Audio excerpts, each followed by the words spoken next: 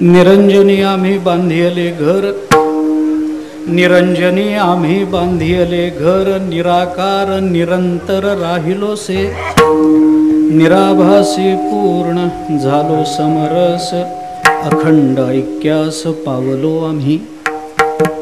तुका म्हणे आता नाही अहंकार, तुका म्हणे आता नाही अहंकार, झालो तदाकार नित्यशुद्ध, निराभासी पूर्ण झालो समरस, अखंड ऐक्यास पावलो आम्ही. विठ्ठला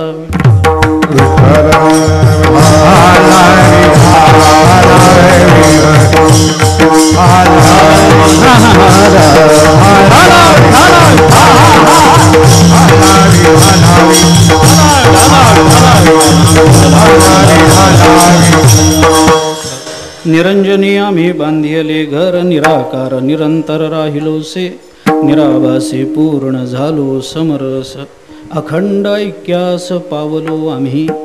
जगद्गुरु संत श्रेष्ठ श्री तुकाराम महाराज यांचा अत्यंत प्रसिद्ध आणि अत्यंत महत्त्वाचा असा अभंग आहे. या अभंगामधून तुकाराम महाराजांनी आपण आपल्या जीवनामध्ये काय केलं आणि वर्तमानात आपण कोणत्या अवस्थेमध्ये स्थित आहोत या दोन अवस्थांचा स्वानुभवात्मक असा विचार मांडलेला आहे. विठ्ठला विठ्ठला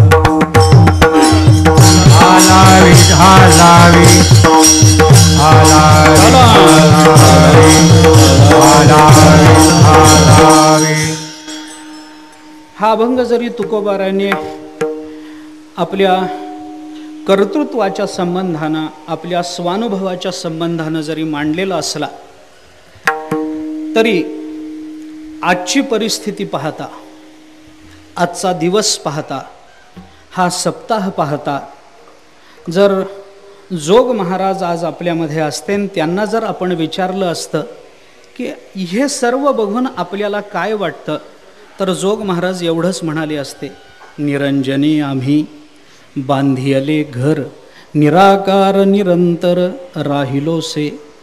कोणतं घर बांधलं? वारकरी शिक्षण संस्था नावाचं एक निरंजनी घर बांधलं, त्याच्यामध्ये निराभास आणि पूर्ण समाधानानं राहता येतं. विठ्ठला विठ्ठला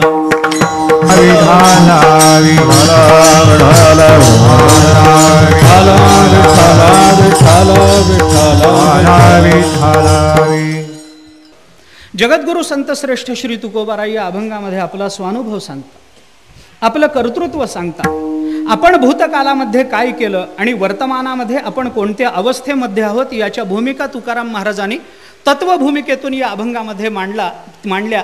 त्याचा थोडासा थोडीशी त्याची भूमिका, थोडीशी त्याची पार्श्वभूमी सांगतो आणि पुढे चलतो. संतांचं जीवनचरित्र आपण पाहिलं तर त्यांच्या जीवनचरित्रामध्ये परिपूर्ण अशा भूमिकेला प्राप्त झाल्यानंतर, सिद्ध अशा भूमिकेला प्राप्त झाल्यानंतर जेव्हा त्यांच्या अभंग वाणीचा आपण अंतर्मुखून विचार करू तेव्हा आपल्या असं लक्षात येईल की सिद्ध दशेतून प्रकट झालेले हे जे तुकोबारायधिक महात्म्यांचे अभंग आहेत, हे सगळे अभंग दोन कालाचा विचार करणार आहेत. एक भूतकालाचा विचार आणि एक वर्तमानाचा विचार. कालसंबंधानं मी आपल्यासमोर एक गणित फक्त मांडतो आणि पुढे चालतो आणि त्याची कारण मीमांसाही थोडीशी करतो. या जगतामध्ये काही लोक असे आहेत की ते फक्त एका कालामध्ये चालतात. काही लोक असे आहेत की जे तीनही कालामध्ये म्हणजे भूतकाल, वर्तमान आणि भविष्य या तीनही कालाचं चिंतन करून जगतात. दोन कालाचा विचार करणारे दोन प्रकारचे लोक या जगतामध्ये आपल्याला आढळून येतात.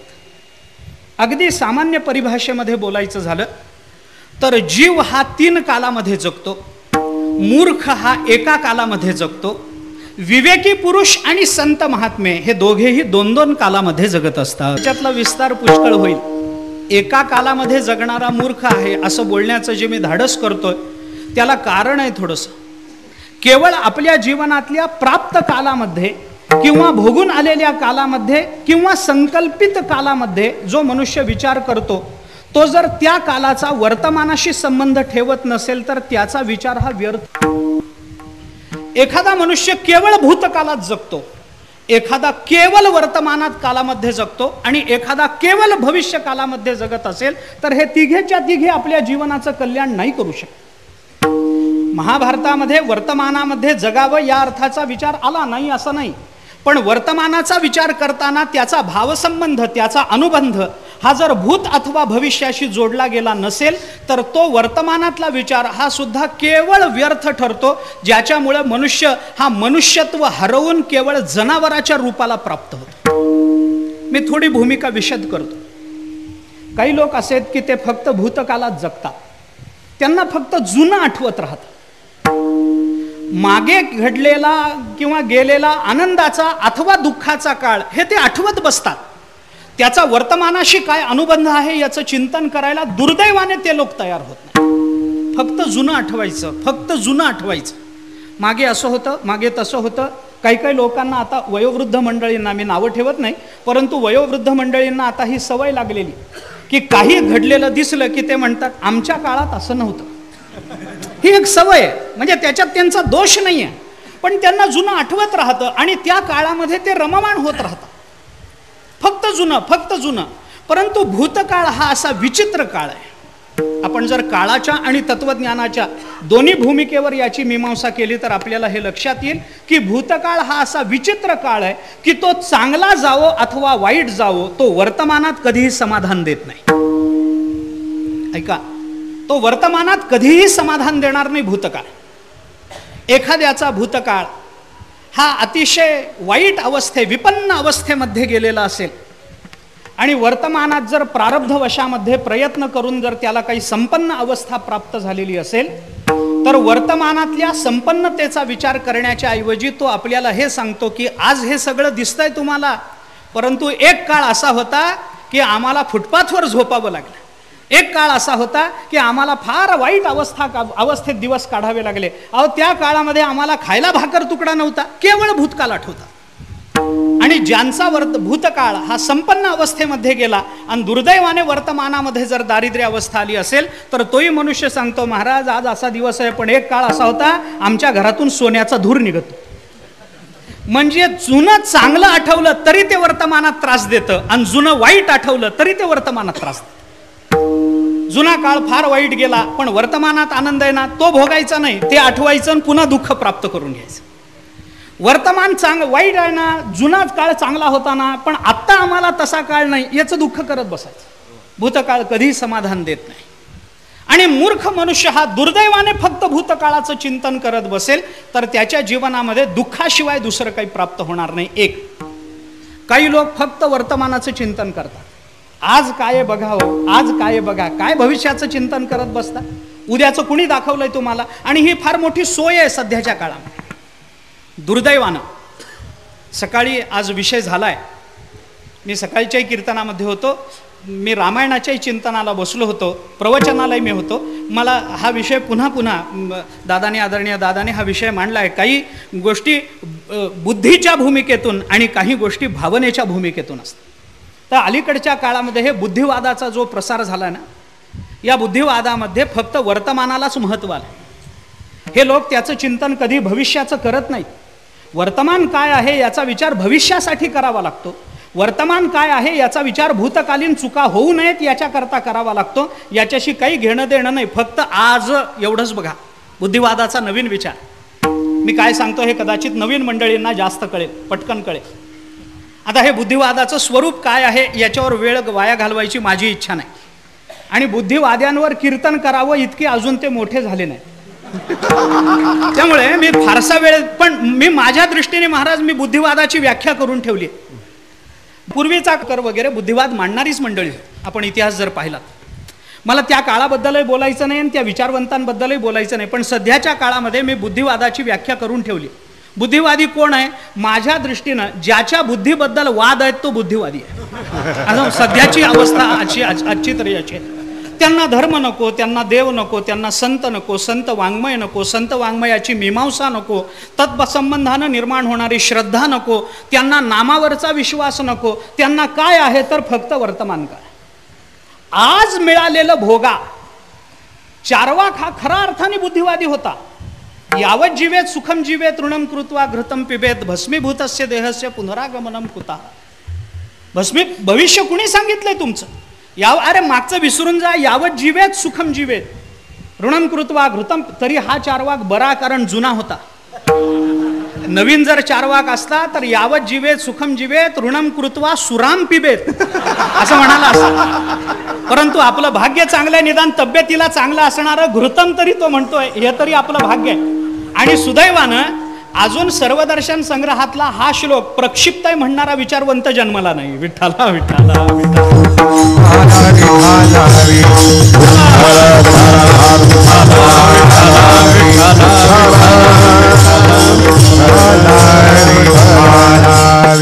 फक्त वर्तमानात जगतात. महाभारताने चिंतन केलं नाही असं नाही. शोचकाले शुचम मात्वम, जुन्या काळातला काय घडलं त्याचा शोक करू नको. हर्षकालेच मार्हर्ष, व तुला काय भविष्यामध्ये आनंदाचा काळ निर्माण होईल, आज जो काळ निर्माण झाला आनंदाचा त्याचा आनंद करू नको. भूतकाळाचा शोक करू नको. आनंदाचा आनंद मानू नको. आनंद काही प्रसंग प्राप्त झाले असतील तर अतीत अनागतम हितवा प्रत्युत्पन्नेन वर्तय. महाभारत बोलतो अतीत अनागतम हितवा, दोन्हीचाही त्याग कर. अतीताचाही त्याग कर, अनागताचाही त्याग कर. हितवा आणि काय कर, प्रत्युत्पन्नेन वर्तय, वर्तमानात जे आहे तसं वाग, बाकीचा विचार करू नको. सांगणारं मातून सांगता आहे याचा विचार केला पाहिजे. सोडून द्या. काही लोक फक्त वर्तमानाचा विचार कर. वर्तमानाचा विचार करणारं कोण आहे सांगू का मी आपल्याला? जनावर आहे, जनावर. याला भविष्याचा विचार नसतो, त्याला भूतकालाचा विचार नसतो. तो फक्त वर्तमानात भोग्य पदार्थ काय आहे आणि मला त्याची गरज किती आहे एवढंच बघतो, बाकी काही नाही. कल्पना करा, एखाद्या म्हशी समोर जर तुम्ही 50 पेंड्या कडबा टाकला, म्हशी रेड्यासमोर, काय जे असेल, सध्या जरा समानतेचे दिवस आहेत म्हणून कुणाला एकदम बोलता येत नाही, जाऊ द्या.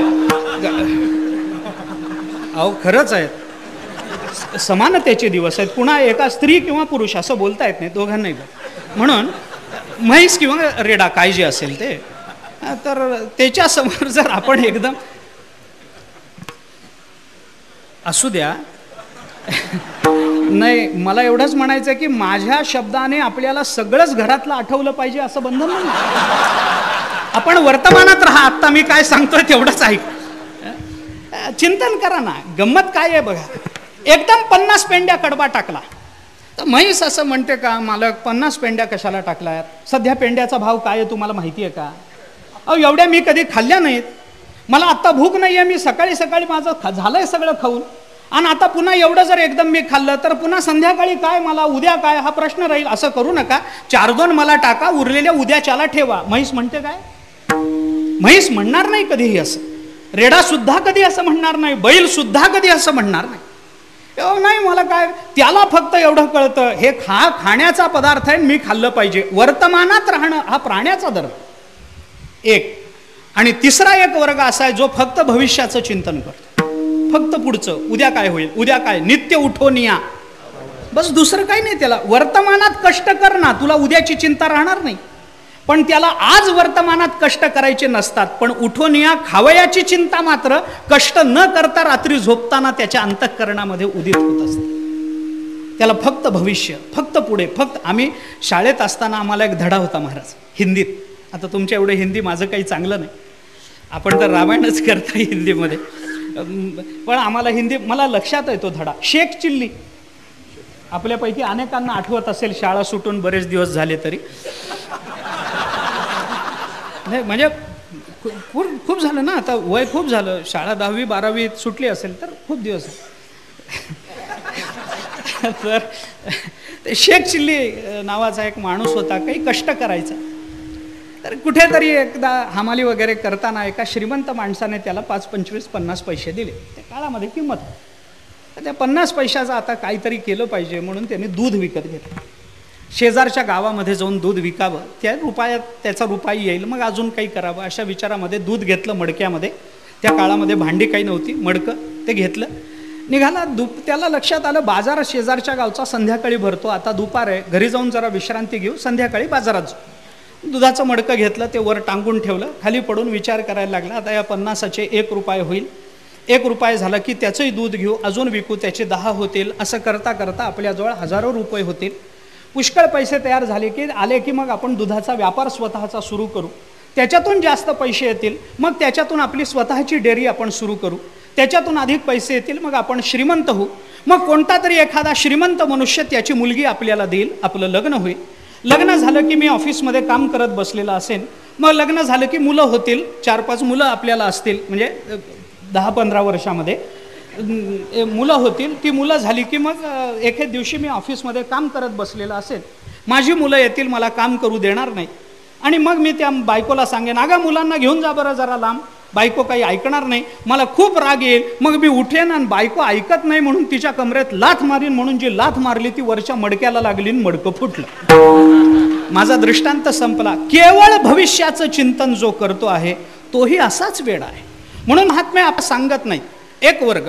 दुसरा वर्ग तिन्ही काळात जगणारा आहे, जो सामान्य माणसाचा वर्ग आहे, ज्याला भूतकाल आहे, ज्याला वर्तमान आहे, ज्याला भविष्य आहे. विस्तार करण्याचं कारण नाही, एका वाक्यामध्ये बोलून जातो. भूतकालाचं स्मरण, वर्तमानाची जाणीव आणि भविष्याचं चिंतन करणं हा जीवाचा स्वभाव आहे, जो विवेकी पुरुषाचा वर्ग आहे. ज्याला भूतकाल आहे, ज्याला वर्तमान काल आहे आणि ज्याला भविष्य आहे, तो भूतकालाचा विचार करत नाही. विवेकी पुरुष विचार करतो, झालं मागचं आयुष्य आमचं चांगलं गेलं नाही, वाईट गेलं, झालं ठीक आहे ना, परंतु माझं आयुष्य वाईट गेलं याचं चिंतन मी आजही करत बसेन तर आजही मला काही करता येणार नाही. जाऊ द्या, झालं गेलं, विसरून जावं. त्या सगळ्या केलेल्या दुर्घटनांची, घडलेल्या दुर्घटनांचं स्मरण करत बसण्यात तात्पर्य नाही. अजूनही आपल्या सुधारणेला वाव आहे. झालं, जुनं विसरून जाऊ आपण आणि जुन्याचा त्याग करून इथून तरी का होईना आपण नव्यानं आपण आपल्या जीवनाला प्रारंभ करू. आता जुन्या चुका करायच्या नाही, आता काही करायचं नाही. जुनं जे जे आपण केलं आणि ज्याच्याने आपल्याला त्रास झाला त्या सर्वाचा त्याग करायचा आणि आजपासून इथून आत्तापासून नामचिंतनाचा आधार घेऊन आपलं जीवन घडवायचं आणि आपलं जीवन संपन्न करायचं. आज नाम घ्यायचं आणि उद्या संपन्नता जीवनाची प्राप्त करून घ्यायची. या वर्तमान आणि भविष्य कालामध्ये विवेकी पुरुष जगत असतो, तो भूतकालाचं चिंतन करत नाही. जाऊ द्या, झाला भूतकाल, गेली 60 वर्ष अशीच, नामजप केला नाही, काही केलं नाही, काही केलं. किले गाईले गीत धरिले लाज सांडिले हित, नावडे पुराण बैसले संत केली बहुत परनिंदा. भूतकाल गेला ना वाया. आयुष्याची 60 वर्ष गेली, ज्ञानेश्वरी हातात घेतली नाही, गाथा नाही, हरिपाठ नाही, नामचिंतन नाही, रामकृष्ण हरी नाही, पंढरपूरची वारी नाही, गळ्यामध्ये तुळशीची माळ नाही, गेली. पण गेली ती गेली ना, आता ती आठवून परत येणार आहेत का? विचार करून जर आज ठरवलं तर आजचा दिवस हा सुद्धा माळ घालण्याकरता सोयीचा दिवस, आजचा दिवस रामकृष्ण हरी म्हणण्याकरता सोयीचा दिवस. आत्ता नाही, आत्ता इथं. अष्टावक्र गीतेच्या सुरुवातीला पहिल्या अध्यायामध्ये जनक राजाने जेव्हा विचारलं अष्टावक्र मुनींना की महाराज मी कधी मुक्त होईन मला सांगा, काही मी उद्धार पावेन, काही कृपा करील नारायण, ऐसे तुम्ही सांगा संतजन, करा समाधान चित्त माझे. जनक मुनी विचारतात अष्टावक्रांना, महाराज मी कधी मुक्त होईन मला सांगावं. त्यावेळेला अष्टावक्रांनी दिलेलं उत्तर जर आपण बघितलं तर ते सगळ्या विवेकी पुरुषांच्या डोळ्यामध्ये अंजन घालणारं उत्तर. अष्टावक्र मुनी असं म्हणाले, पहिल्याच अध्यायामध्ये अष्टावक्र गीतेचा हा विचार मांडला. अष्टावक्र मुनी असं म्हणाले, यदि देहम पृथक्कृत्य चिती विश्राम्य तिष्ठसी, अधुनैव सुखी शांतो बंधमुक्तो भविष्यसी. यदि देहम पृथक्कृत्य, देहाला जर स्वतःपासून बाजूला काढशील, चिती विश्राम्य तिष्ठती, तुझं चित्त जर एका ठिकाणी शांत बसेल तर आत्ता आणि इथं तू मुक्त झालास म्हणून समज. वेगळं चिंतन करायचं कारण नामचिंतनाचा परिणाम आहे. आत्ता आणि इथं, झालं गेलं विसरून जा, पण आत्ता आणि इथं आपल्याला भगवत कृपा, संत कृपा संपादन करण्याची संधी जर आत्ता आपण चिंतन करावं आणि भविष्यामध्ये आपण मुक्त व्हावं, या 2 कालाचा विचार विवेकी पुरुष करतो. आणि संत महात्मे 2 कालाचा विचार करतात. संतांना एक भूतकाल असतो आणि संतांना वर्तमान काल असतो. संतांना भविष्य नसतं. कालाचं चिंतन करतात, एका कालात अडकत नाहीत. पंचतंत्रामध्ये विषय अनागत विधाताच प्रत्युत्पन्नमतिस्तथा द्वावे ते सुख मेधे ते दीर्घसूत्री विनश्यती. दीर्घसूत्री विनश्यती असा परिणाम होतो. जो दीर्घसूत्री आहे, जो नेहमी नुसतं चिंतन करत बसतो, विनश्यती त्याचा नाश होतो. अनागत विधाता आणि प्रत्युत्पन्नमती हे दोघे जण सुटतात, दोघांना सुख प्राप्त होतं. त्याच्या मागे पंचतंत्रातली कथा सांगून मी आपला वेळ घेत नाही. संत महात्मे 2 काळामध्ये जगतात. संतांना एक भूतकाल असतो आणि संतांना वर्तमान काल असतो. संतांना भविष्य नसतं असं मी म्हणालो. याचं कारणही मी आपल्याला सांगतो की वर्तमानात प्राप्त झालेली, संतांना प्राप्त झालेली, त्यांच्या साधनेने प्राप्त झालेली अवस्था इतकी परिपूर्ण आणि व्यापक असते की त्याच्यामध्ये परिवर्तन घडण्याची शक्यता नसते. त्यामुळे संतांचा भूतकाल आणि संतांचं वर्तमान एवढंच बघावं. संत काय केलं हे सांगतात आणि वर्तमानात त्याचा परिणाम सांगतात, दुसरं काही नाही. तोबाराय बोलतात, याचसाठी केला होता भूतकाल. कशा करता? शेवटचा दिस गोड व्हावा हे उद्दिष्ट ठेवून आम्ही भूतकालामध्ये खूप अट्टहास केला. परिणाम काय झाला? आता निश्चिंतीने पावलं विसावा. वर्तमान काल संपलं.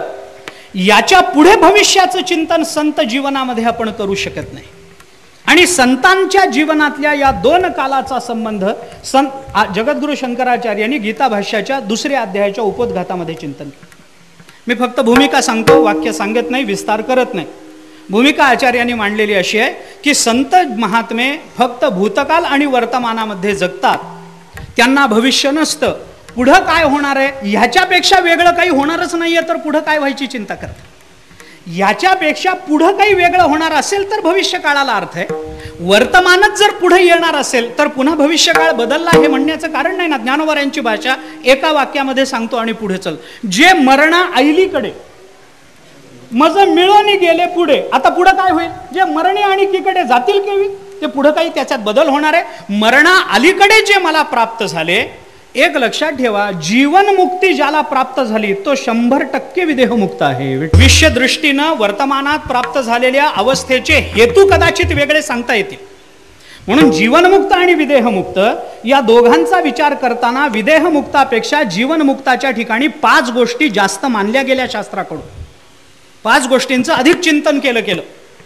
काय काय तो करतो? काय? ज्ञानरक्षा, तप, विसंवादाभाव, दुःख निवृत्ती, सुखाविर्भाव या 5 गोष्टी विदेहमुक्तापेक्षा जीवनमुक्ताकडे अधिक्यानं मानल्या गेल्या. विस्तार करण्याचं कारण नाही.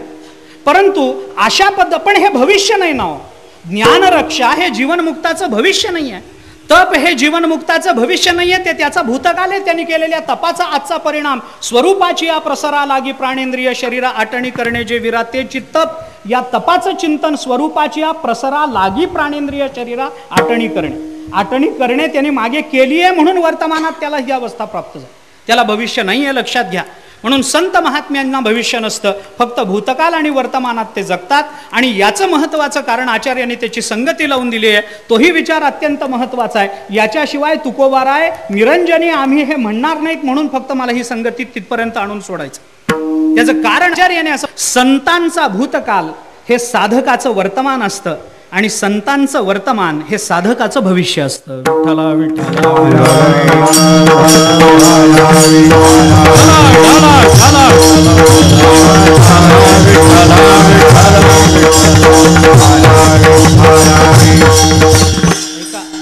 संत, मी पुन्हा एकदा सांगतो, संत महात्म्यांचा भूतकाल हे तुमचं माझं वर्तमान असलं पाहिजे आणि संतांचं वर्तमान हे तुमचं माझं भविष्य असलं पाहिजे. लक्षात घ्या. संत महात्मे जुन्या मागच्या काळामध्ये त्यांनी काय साधना केली ती आज आम्ही केली पाहिजे. आणि संत आज ज्या अवस्थेत आहेत त्या अवस्थेत पोचण्याचा उद्या आम्ही प्रयत्न केला पाहिजे.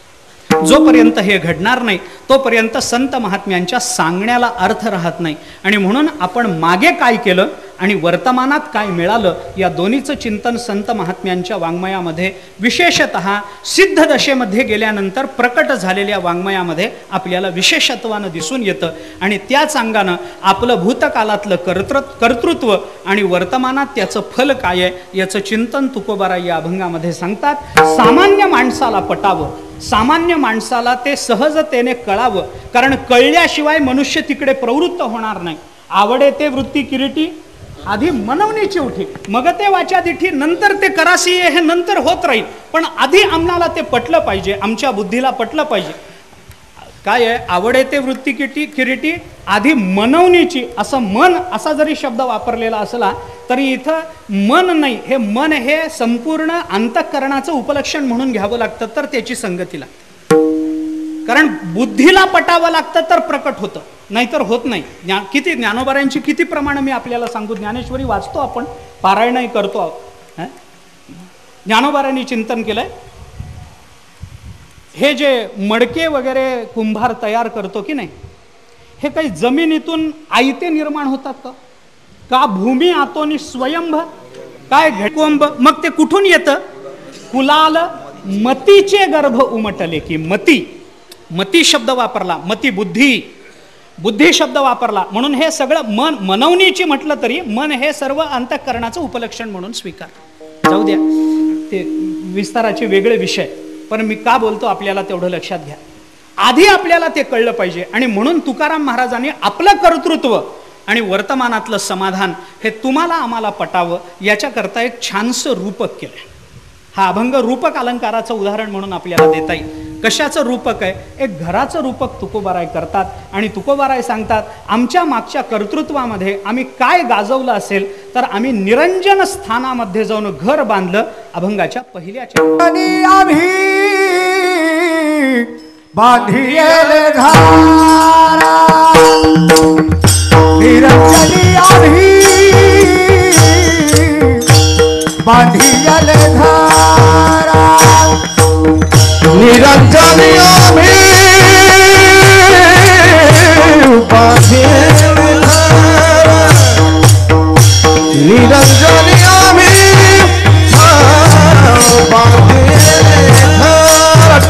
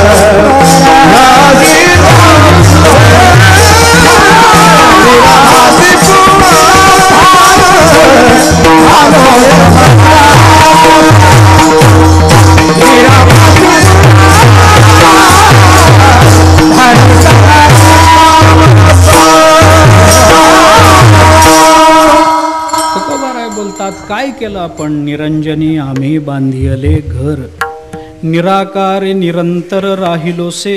तुकोबाराय बोलतात, आम्ही काय केलं?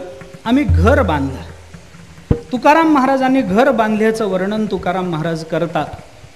संत महात्म्यांचं कर्तृत्व हे जरी भूतकालीन असलं, वर्तमानातली अवस्था ही जरी परिपूर्ण असली, तरी त्या कर्तृत्वाचा वर्तमानातल्या कोणत्याही कर्तृत्व संपन्न जीवाशी तुलनात्मक विचार होऊ शकत नाही. ऐका, मी थोडं अजून एक भूमिका सांगतो, तेवढी ऐका. संतांचं कर्तृत्व हे भूतकालीन असलं, पुन्हा एकदा सांगतो मी वाक्य, थोडंसं मागे पुढे होईल पण ऐका. संतांचं कर्तृत्व हे भूतकालीन असलं आणि वर्तमानातली अवस्था जरी परिपूर्ण अवस्था असली, तरी त्या भूतकालातल्या कर्तृत्वाची तुलना वर्तमानातल्या कोणत्याही कर्तृत्व संपन्न जीवाशी होऊ शकत नाही. माझं वाक्य जरा स्पष्ट आहे, पण लांब असल्यामुळं गोंधळ होण्याची शक्यता. संतांच्या कर्तृत्वाचा विचार आणि जीवाच्या कर्तृत्वाचा विचार याची तुलना होऊ शकत नाही. आम्ही निरंजनी घर बांधणारे या जगात कमी नाहीत, पण एक एक शब्द लक्षात इतरांच्या ठिकाणी बसत नाही. घर बांधणारे पुष्कळ, काही जणांचं आयुष्यच घर बांधण्यात जातं. मी बघितले तशी म्हणतात, त्यांचं आयुष्यच घर बांधण्यात गेलं.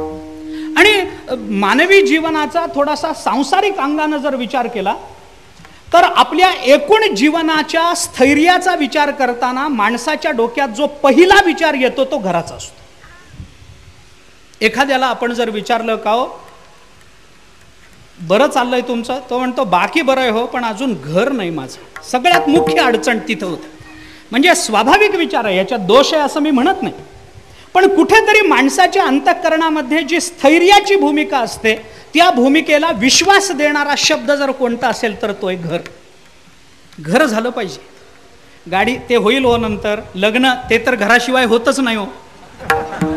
घर झाल्याशिवाय कोण मुलगी देईल आपल्याला? लग्न विग्न होत राहील, नंतर बाकीचं होत राहील सगळं, पैसे मिळत राहतील, नंतर उद्योगधंद्याचं बघू. आधी स्वतःचं घर असलं पाहिजे, आधी स्वतःचं घर असलं पाहिजे. एकदा माझं घर झालं की मला आश्रय झाला, मला आधार झाला, माझ्या विश्रांतीचं स्थान झालं. म्हणून मी आपल्याला म्हटलं, काही जणांना मी बघत आलो की ते आयुष्य घरच बांधत आलेत आयुष्य. म्हणजे मी केवळ बिल्डर्स म्हणत नाही, मी केवळ दुसऱ्यांना घर बांधून देणारे हे जे व्यावसायिक आहेत, जे घराचा व्यवसाय त्यांचं मी म्हणत नाही, मी सामान्य माणसाचं म्हणतो. एखाद्या ठिकाणी जातील, तिथलं वातावरण बरं वाटेल, नोकरी तिथं आहे, तिथं स्वतःचं घर घेतील, मग उत्तर आयुष्यामध्ये त्यांना वाटेल की हे काही खरं नाही, आता आपण निवृत्त झालोय, थोडेफार पैसे मिळालेत आपल्याला निवृत्त झाल्यानंतरचे, आणि मग आता इथं काय शहरामध्ये ठेवलंय, आपल्याला इथं करमत नाही, आपलं जन्मगाव बरं, आपली शेती आहे, हे सगळे पैसे घेऊन तिथं जावं आणि तिथं आनंदानं शेती करा.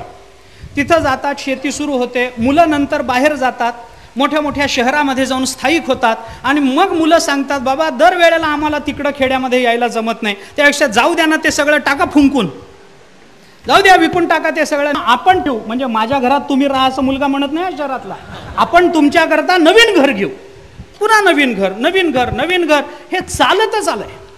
आणि हे रूपक आहे. म्हणून मी म्हटलं रूपक अलंकार आहे. तद रूपकम अभेदोय उपमान उपमेयो, असं लक्षण आहे रूपक अलंकाराचं. काव्यप्रकाशामध्ये मम्मटांनी केलेल्या लक्षणामध्ये रूपक कशाला म्हणावं? उपमान आणि उपमेय यांचा अभेद जिथं दाखवला जातो त्याला रूपक अलंकार असं म्हणतात.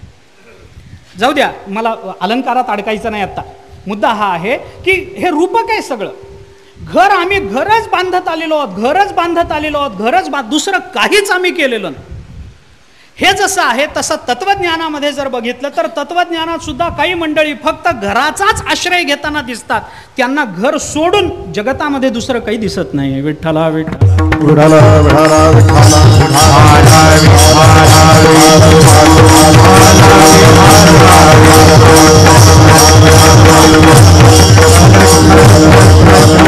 मी आपल्याला प्रमाण देऊन बोलतो. तुकाराम महाराजांनी ज्ञानोबारांनी केलेली चिंतनं जर आपण बघितली तर आपल्या लक्षात येईल की काही जीवांचं जीवन हे केवळ घर बांधण्यातच संपतं, आणि घर बांधण्याकरताच त्यांचं फक्त आयुष्य आहे असं वाटतं. फक्त घर घर घर घर तेवढंच ते मिळवत राहतात, दुसरं काही नाही. कोणतं घर? ज्ञानोबारांनी त्या घराची व्याख्या केली. 24 तत्वाचे कुटुंब. काय हो पुढं? घर वस्तीचे आहे ना, वस्तीचे घर म्हणजे काय आहे? 24 तत्वाचे कुटुंब. 24 तत्वाचे कुटुंब. 24 तत्व जिथं कुटुंब याचा अर्थ एकत्रित आश्रय करतात. 24 तत्व ज्याचा एकत्रितपणाने आश्रय करतात ते जर काही असेल तर हा देह आहे.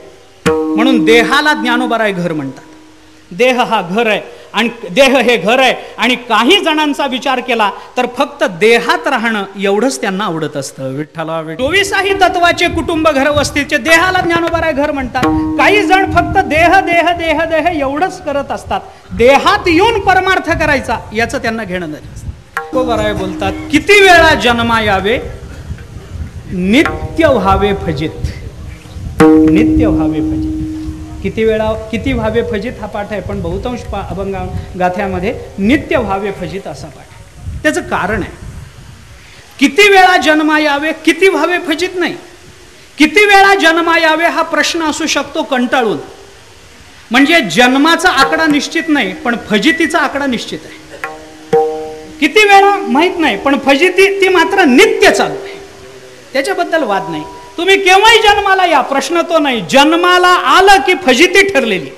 किती वेळा जन्मा यावे नित्य व्हावे फजित, म्हणून जीव भ्याला शरण गेला विठोस. तुकोबाराय बोलतात हे घर आहे आणि शरीर म्हणजे जर घर मानायचं असेल तर त्या घराचाच विचार. केवळ शरीराकरता लोक जगतात आणि केवळ शरीराकरता मरतात असा जर विचार असेल तर केवळ घर बांधण्यामध्ये ज्या लोकांचं आयुष्य गेलंय त्यांची तुलना यांच्याशी होऊ शकेल. पण बाकीच्या शब्दांचा विचार केला तर ते कर्तृत्व जीवाच्या ठिकाणी लावता येत नाही. अभंगातले शब्द आपण पहा. निरंजनी निराभासी झालो समरस अखंडायक्यास पावलो आम्ही. निराभासी निरंजनी, निरंजनी आम्ही बांधिले, निराकार निरंतर, किती शब्द आहे. निरंजनी निराकार निरंतर निराभास हे सगळे शब्द. याच्यातला एक तरी शब्द जीवाकडे लागतो का? याच्यातला एक तरी शब्द जीवाकडे निरंजन शब्द जीवाकडे लागतो, निराभास शब्द जीवाकडे लागतो. अरे साभास अंतःकरण ही ज्याची उपाधी त्याला तर जीव म्हणतात, तिथं निराभासी शब्द लागेल कसा? आपण विचार करा ना. जीव म्हणलं की साभास आहेच आहे. चैतन्यम यदधिष्ठानम लिंगदेहश्च यः पुनः चिच्छाया लिंगदेहस्था तत्संघो जीव उच्यते पंचदशी वाचतो आपण. अधिष्ठान चैतन्य, अंतःकरण, अंतःकरणामध्ये पडणारं चैतन्याचं प्रतिबिंब, तिन्हीला मिळून जीव अशी संज्ञा आहे. आणि प्रतिबिंब जिथं आहे तिथं निराभास हा शब्द लागेल कसा? साभास अंतःकरण ही तर उपाधी आहे जीवाची. ही उपाधी आहे, मान्य करावं लागतं. अरे ईश्वराला सुद्धा निराभास शब्द लागत नाही, कारण त्याच्या ठिकाणी सुद्धा साभास माया ही उपाधी आहे. निराभास शब्द ईश्वराला तरी काय लागेल? तर फक्त परब्रह्माला लागेल. आणि बोलू लागेल तर फक्त तुकोबारायांना लागेल. भेदाचा जो विचार आहे की नाही वेदांतामध्ये, त्याच्यामध्ये उपाधीनेच हे सगळे भेद हे सगळे उपाधिकृत आहेत, औपाधिक मानले जातात भेद वेदांतामध्ये. आपल्याला सामान्य सिद्धांत आहेत होय. ईश्वर कुणाला म्हणाय? काय उपाधी लागली बाबा ईश्वराला? साभास माया. जीवाला काय उपाधी लागली? साभास अंतःकरण. जडाला काय उपाधी लागली? जडाला उपाधी असते का? असते. आपण वृत्ती प्रभाकर वाचा, आपण वाचतोच आहोत. आपल्याला काय लागत नाही का जडाला? अरे निराभास नामरूप ही जडाची उपाधी मानली गेली तर त्याला जडत्व येतं, नाही तर येत नाही. हे असं सगळं जरा मी काही झोप लावायची जबाबदारी घेऊन आलो नाही. हे आला विषय म्हणून सांगितलं, सोडून द्या. आपण मला बोलायचं आहे काही शब्द निराभास, निरंतर, निरंजनी हे जे शब्द आहेत की नाही, हे परमार्थामध्ये शोभणारे शब्द आहेत. हो, हे अनुभवानं संपन्न, पारमार्थिक अनुभवानं संपन्न झालेल्या जीवनामध्ये शोभणारे शब्द आहेत. अनुभवाची धडपड करणाऱ्यांना हे शब्द लागत नाहीत, अनुभवाची लालसा नसणाऱ्यांना हे शब्द लागत नाहीत, आणि केवळ कीर्तनात वेदांत सांगणाऱ्यांनाही हे शब्द लागत नाहीत. विठ्ठला विठ्ठला